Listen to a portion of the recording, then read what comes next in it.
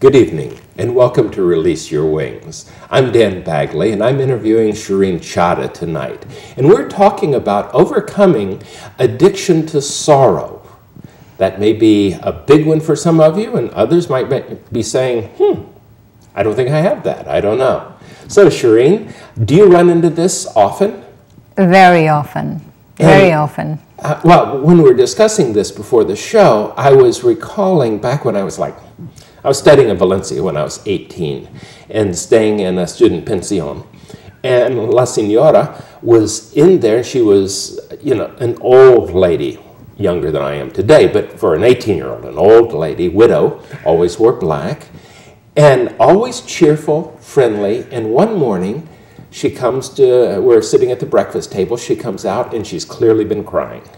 And her eyes are swollen, she's sad, she's depressed. And I asked one of the other students there, what's wrong? And he said, this is the anniversary of her husband's dying.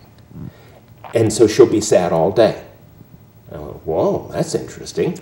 The next day she was perfectly fine again. And in retrospect, I think that's probably a rather healthy thing. At some point, she felt really intense sorrow.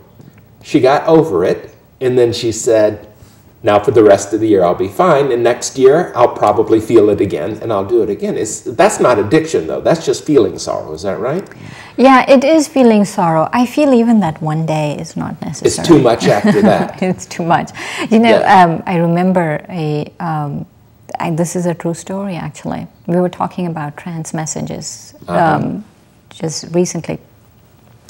And how we have to let go of the people that we have been associated with, whether it's like your mom dying recently or in this particular case. By the way, we ought to clarify, my mother died 3 weeks ago, and so we were talking distant sorrow also. And so there was a judge in India, and he came to the BKs for something, and he was feeling very, very sad because 3 years ago his wife died, and he was crying a lot, and he was really feeling sad, and he wanted to know what's happened to her. And so a trance messenger went, and there was this little 2-year-old baby, and every time he felt sorrow, the baby was playing and happy and all of that, and every time he felt sorrow, the baby just stopped everything and started crying. Because he was feeling, the baby was feeling this pull from this other person. And so the best thing that we can do when people pass on is really give them good wishes and say, wonderful, you're in a much better place, like you have done with your mom, really just Which interestingly enough, a couple of weeks ago, you said, how's your mother doing? And I said, I think she's doing better now. She passed away 2 days ago or whatever, So that we celebrate their life and say, wonderful, great. Yeah. In the family I was born into, in our tradition, we celebrate death as much as we celebrate marriage. Interesting, yeah. By the way, I'd be less than candid if I did not confess that I have cried over the loss of my mother. But I have not cried constantly for days and days and days. At 89 and a half, she lived a wonderful life and was very happy and was, she said, my children are grown and my grandchildren are grown. I've served my purpose. Anytime now, I'm the Lord wants me, I'm ready to come, to go to the next stage. So in a funny way, I miss her. I miss talking to her every evening, as I did for years. But there's no unfinished business, and maybe that's part of sorrow, that if every day I have said I love you, I have been the good son or daughter, I have reached out and felt loved by you, then at some point that love continues to resonate, or at least it feels it to me, on and on and on, forever. Right. So in a funny way, you can miss someone without going into the sorrow. At least that's my personal experience. Right, you can.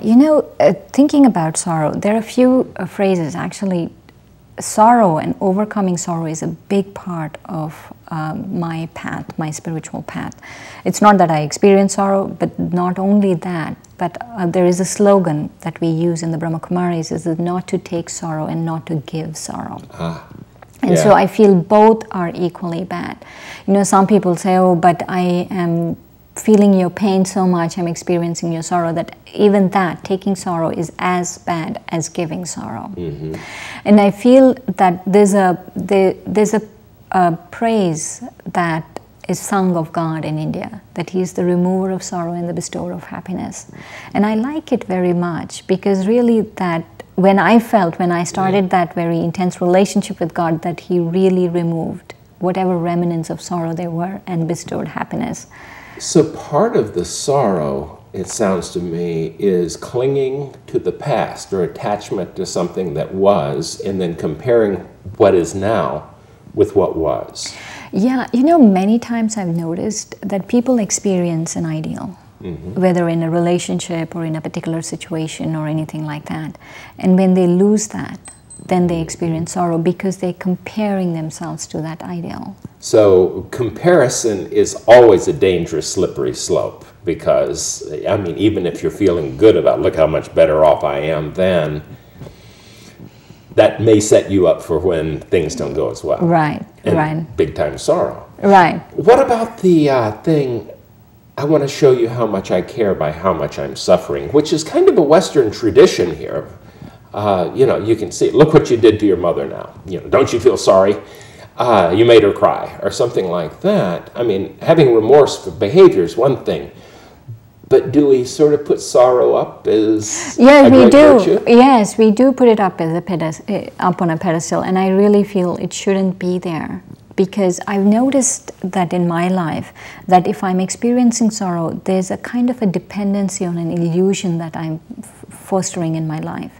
And what happens is, this illusion is supposed to, I've created this illusion to give me happiness, but I keep hanging on to it even if it's giving me sorrow. And when I keep hanging on to it, when it becomes that addiction, then it really messes up my life. And so when I'm experiencing sorrow of any kind, whether I'm in India or whether I'm in the Western world, like we were talking about in the Western tradition, if I'm experiencing sorrow, I'm hanging on to something that I'm not supposed to be hanging on to.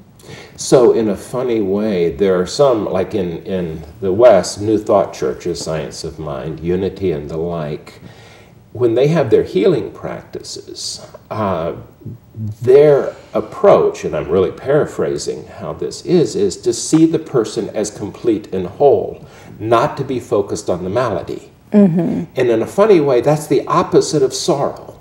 Right. In that I am not seeing you as dying of cancer. I am seeing you as wonderfully alive in some ways that may not be on the physical plane right now.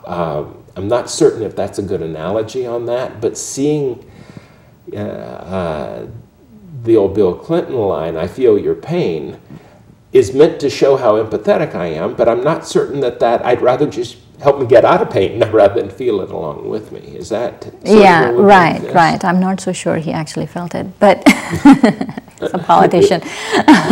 But yes, you're right. And I was also thinking about sorrow, that there is a lot of pain in the world right now. Absolutely. There is, but there is a difference between sorrow and pain.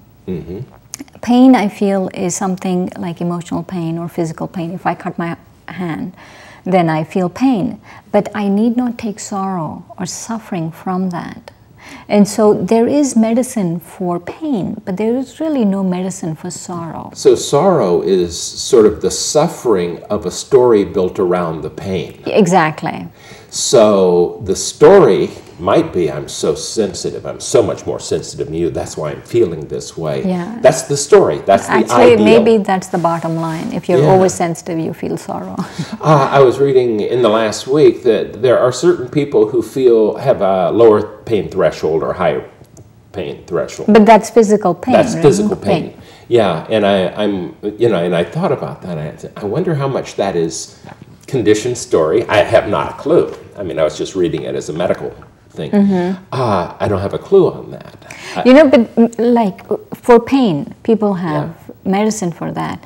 But for sorrow, I really feel the only medicine is, it's not a big deal. Yeah, which is stepping out of the story. Yeah, it's not a big deal. Yeah. Everything is going to be all right.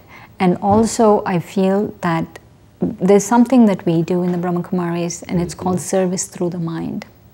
yes, there is suffering in the world, there is sorrow in the world, there is pain in the world, however you want to put it. All of that is there. But the way I can overcome it, or the way I can help people, is that through my good wishes, through my pure feelings, through my, we call it service through the mind, through my silence, through my meditation, actually I can help other people, because vibrationally it travels. Many years ago, in reading some of Barry Kaufman, he's of the Option Institute, and he's Happiness is a Choice, etc., is one of his titles, Sunrise is another. His point is, if you're happy, you will tend to take action more to help those who are less fortunate than if you're spending your energy feeling sorrow. Yeah, you get burnt out very quickly. Yeah, and so within that, of looking at the possibility of doing good, very often is a much more functional view than looking at the awfulness, which is tied, again, woven in with story. Right. Because the story implies on that, and nothing was going to happen, or it's going to just get worse and worse, which may or may not be the case. Yeah, even if it does happen, I feel the world does need the support of tranquil minds right now. That's a new variable on this discussion thing. So a tranquil mind, does it allow sorrow? No, you cannot have a tranquil mind if you're experiencing sorrow. You can't have sorrow if you're experiencing a tranquil mind, because the story washes away in the tranquility. Yes, and it's not such a big, we shouldn't put it on a pedestal. It's not a badge of honor. Hey, I've experienced so much pain in my life. Right. I don't think it's, I've had many experiences in my life, but the story is of being a hero. And I've overcome in this way, in this many magnificent ways, I've overcome something. That's actually a lot more appealing to the self and to others. Mm-hmm. So we don't like martyrs, that's why we stone them, is that? Yeah. So within that, then, maybe the highest and best use of our minds is really to stay as peaceful, tranquil as possible. And also to intentionally send that tranquility to other people. That's called service through the mind. So in a sense, it's as natural as inhaling and exhaling. As we inhale tranquility, we also exhale tranquility, which makes us more fun to be with, I would assume. Yeah, right. So sorrow versus depression, because I do know that, judging from the TV ads, depression is a very big thing. Huge thing in this country. So does sorrow lead to depression? Depression lead to sorrow? Are they the same thing, or how do they differ? I feel depression is also like a pain. There is a physical ailment. Mm-hmm. But there could be certain aspects in your life that if you change, that depression will lessen. Uh-huh. It could be. I don't want to get into trouble and say for sure this will change it. Yeah. But it could be. But not all depression, I feel, is just physical. It's not just a chemical imbalance. I feel that there are many times that we are not living the way we are supposed to be living. And that's why. Or we are facing the consequences of the actions that we have done in the past. Because I've met a lot of senior citizens who are depressed, and I asked a few of them, what's happening, what do you think in your depression and stuff. And they said that they really are feeling remorse for the actions they have done in their youth. And so sometimes it could be that, I'm not saying it's always that, but things always eventually catch up with you. But to be able to overcome depression, it's not just a chemical thing, and it's not just a mental thing, that it's a combination of both. And the sorrow you've experienced in the past, the sorrow you're experiencing right now could be a possible reason why you're experiencing depression, but it's something much more complicated. Mm-hmm. But I feel that just taking medicine and thinking it'll go away. Yeah. Well, I think it was the poet philosopher Rumi who said language is a tailor shop where nothing fits, and so we sort of are. Depression is a very big tent, which many symptoms are similar, and that is what I'm hearing. But part of the wrap-up on this would be that regardless of how we're feeling, if we're in a low mood, to know that it can get better. It might be through getting a peaceful mind. That's part of it, certainly.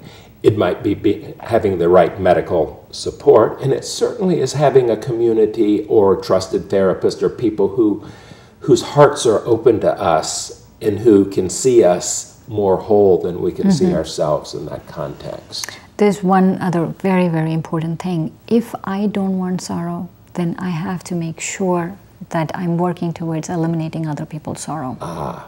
So take the focus off of me and put it onto someone else that I can help. Very good advice.